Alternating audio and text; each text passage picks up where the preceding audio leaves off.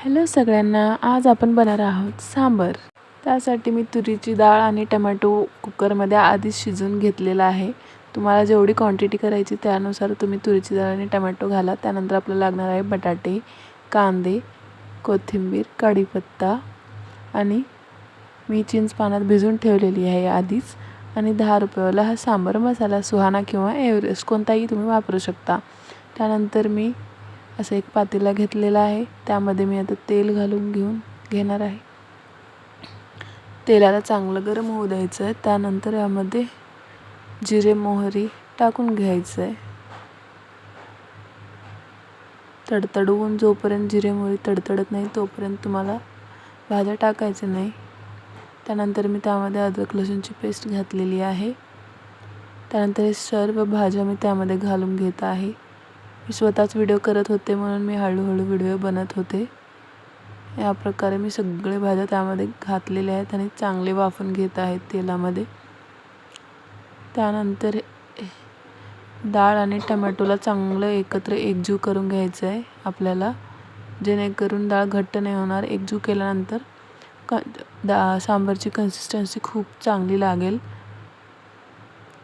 यामध्येच मी आता तिखट आणि हळद घालून घेणार आहे।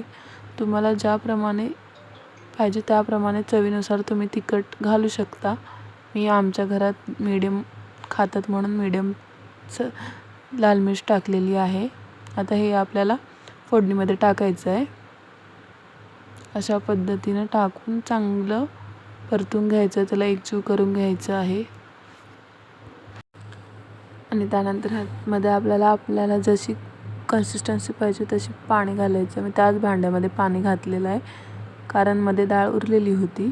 चांगल्या प्रकारे पाणी घालून घ्यायचं। आम्ही जास्त पाणी घातलेले नाही आहे, कारण आम्हाला जास्त पातळ सांबार नाही आवडत, थोडं घट्टच ठेवलेलं आहे। तुम्हाला जसं पाहिजे अकॉर्डिंग टू युअर टेस्ट तुम्ही घालू शकता। त्यानंतर मी चवीनुसार मीठ घातलेलं आहे। सांबार मसाला आपल्याला एंडला घालायचा आहे, कारण ह्याला थोडी उकळी येऊ द्यायची आहे। नंतर सांबार मसाला टाकून परत आणखी चांगली उकळी येऊ द्यायची आहे। आता मी यामध्ये चिंचेचं पाणी घालणार आहे। असं मी चिंचेचं पाणी काढून घेतलेलं आहे। अशा प्रकारे तुम्हाला अगर चिंचेचं पाणी नाही आवडत, तुम्हाला जर आंबट नाही आवडत तर तुम्ही स्किप करू शकता।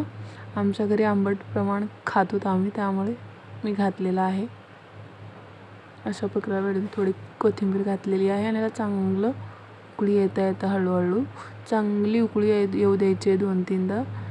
त्यानंतर आपण यामध्ये सांबार मसाला घालूया।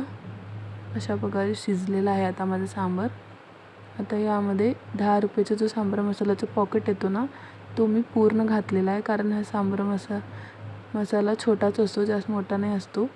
यामध्ये तिखट पण असते म्हणून मी तिखट कमी घातलेला आहे स्टार्टिंगला। अशा प्रकारे ह्याला चांगलं उकळी येऊ द्यायची, चांगलं हलवायचं आहे, जेणेकरून सांबार मसाल्याचं पण सगळे फ्लेवर त्यामध्ये येतील।